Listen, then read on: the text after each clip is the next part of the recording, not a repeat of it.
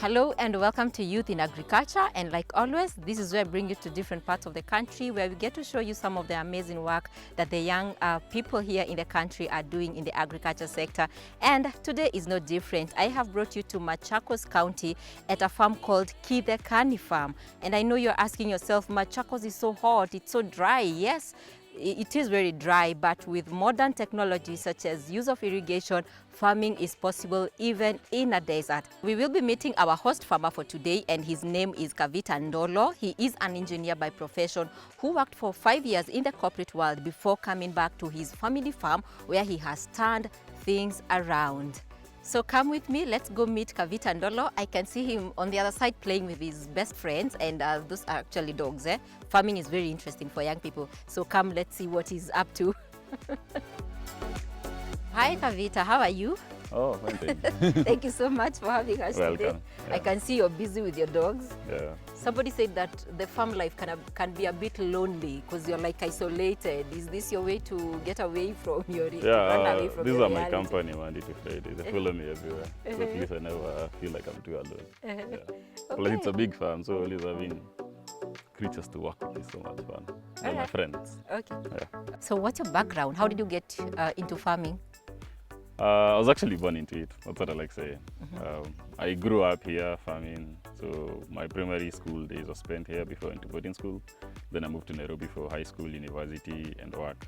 And during those times, we're still doing like kidogo family farming and things like that. But after 5 years working in the city, I was looking for a change.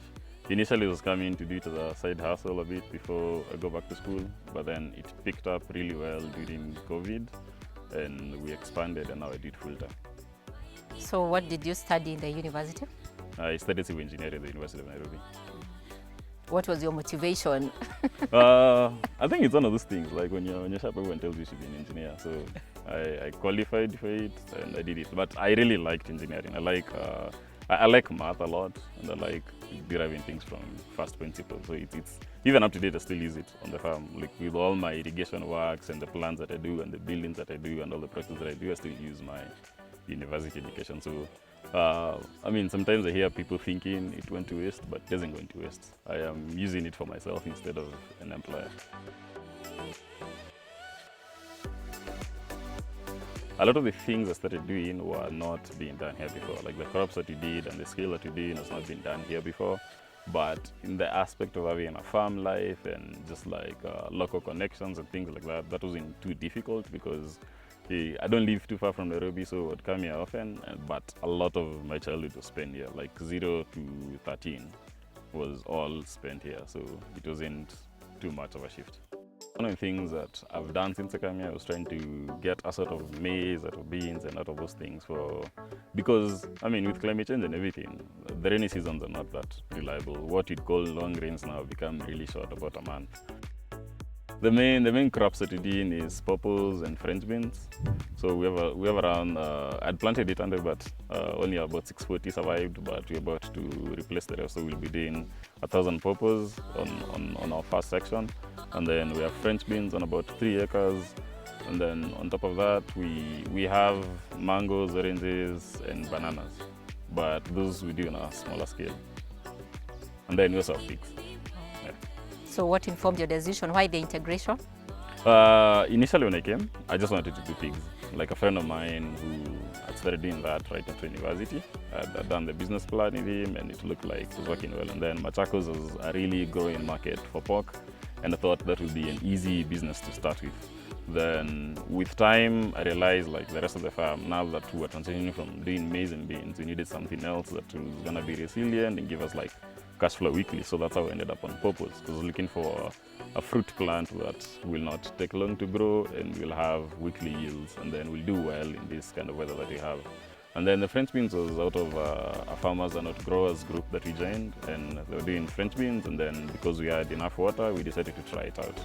So initially we were doing vegetables, like skooma, spinach and all that. But then when we did our math, French beans were bringing in more money for about the same. I mean, we are gonna farm it on the same piece of land and about the same kind of cost in terms of irrigation and planting and all that. So let's go around and let me show you everything we do. All right. Okay. So join us on this farm tour, and I promise you it's gonna be interesting, right? Yeah, it's Okay. gonna be fun. Sawa, kujeni, twende.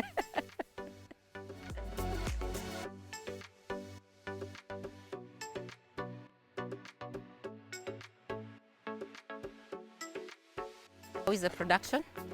I mean, the production is great because for oranges, we have like 2 seasons a year at the moment because for some reason, because of some water tracks that we did, we are able to get production through the year. So off season and on season, we're still selling.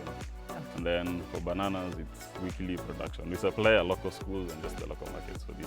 Wow. So you don't have a challenge with the market at all? No. That's we initially had a challenge because of prices and things like that. But then one of the things that COVID-19 taught us was that people in Chicago still eat. True. So a lot of local markets opened up. And I think now my model changed from sending my crops to Nairobi and produce to Nairobi and instead sending it to the local markets here. And then also because of our animal production, we usually have a lot of manure to put in all our fruits. So as you can see, hapa kwa bananas, tumeka mbolea mingi. So this is from our pigs, same thing as what you see around the orange trees. So that helps with our production, then cuts down on like our use of fertilizer and things like that. Nice. So just the reason also for doing integrative farming is that you can cut your costs. Yeah. So for instance, whatever is left over from the vegetables, we give it to pigs or our goats. This is our orange plantation. Okay, I wouldn't call it a plantation, it's about 50 trees. It sits on about 2 acres. This is about the 6th, 7th year since we planted them. So at the moment, each of them give us at least 300 fruits per tree. We've been having production through the year because we tapped runoff water and stored it underground. So we had like a trench right next to here that trapped water. So like you'll see different sizes of oranges as you pass by. You'll see some that are a few weeks old, some that are ready like this, and then some that like maybe 1 month old. So usually an orange tree takes 3 years to get to maturity where it will give you good production, like about 50 fruits and then onwards. It's really nice for our climate here in Machakos, so it works well. So we took seedlings from Makueni, planted them. After 3 years we're harvesting. By 1 year you're still getting fruits, but they take too much nutrients from the plant, so you're really supposed to pluck them because zianza kuja in maturity, so you just help it grow. I find it an easy fruit or crop to do for people that are away because when we started this, I was working in the city, everyone was working in the city, so familiarity iko hapa. So on weekends it's easier to deal with. So it's a crop that does not need like maximum attention through it, especially if you're doing it in smaller scale.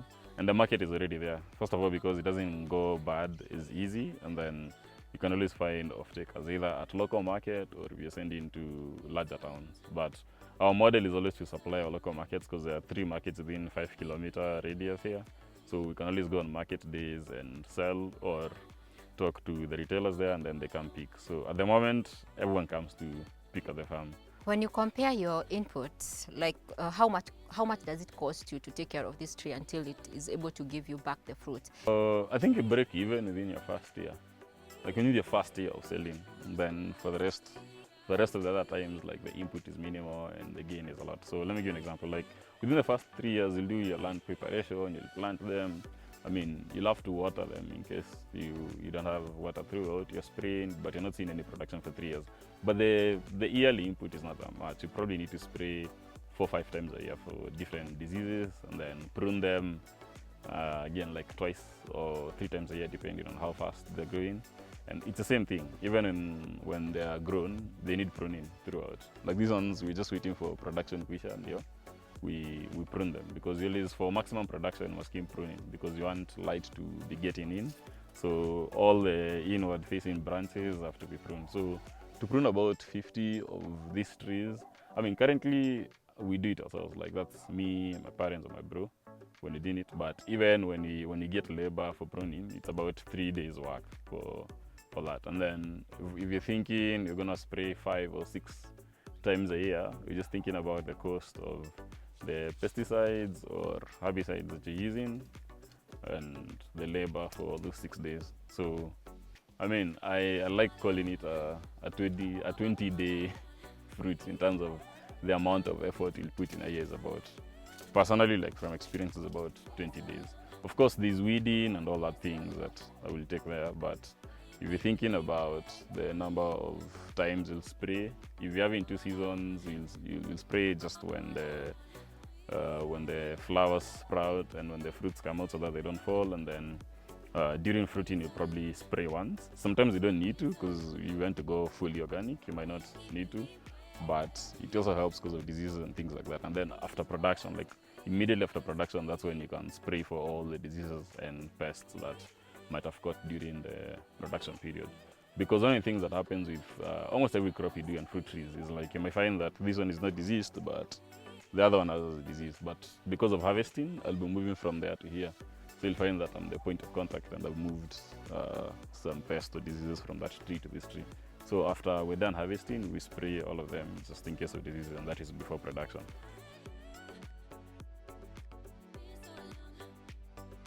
We started planting our bananas around the same time that we were planting our oranges. At that time, we were just looking for long-term fruit options that don't need a lot of care. So it was more like a weekend thing because at that time, we're still working in the city. So our main market for this is local market, either family events, huku kienda, all sorts of dairy events or family events, they always bring bananas. So sometimes you have our biggest bananas booked for events, and then we also supply the local secondary school. So we have to ripen those ones and sell them to market. So there are 2 options when we come to selling. So we harvest about 5 to 6 bunches of bananas every week. So we can either sell them raw for people that are going to ripen, so that will be around 500 to 600 per bunch, or we can ripen them, and after ripening them, we sell them per piece to the local markets at 10 shillings each.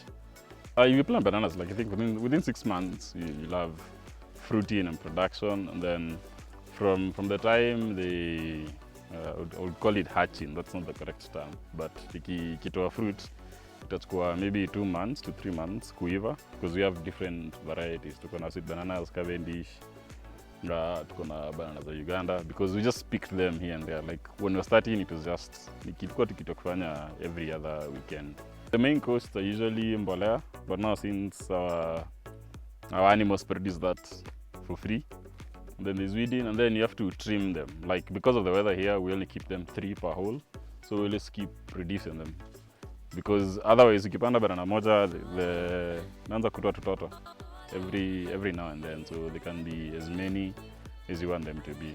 But on average, it's either between 3 and 5 for optimum production. So you keep grandmother, mother, child, daughter, because it's really a female plant.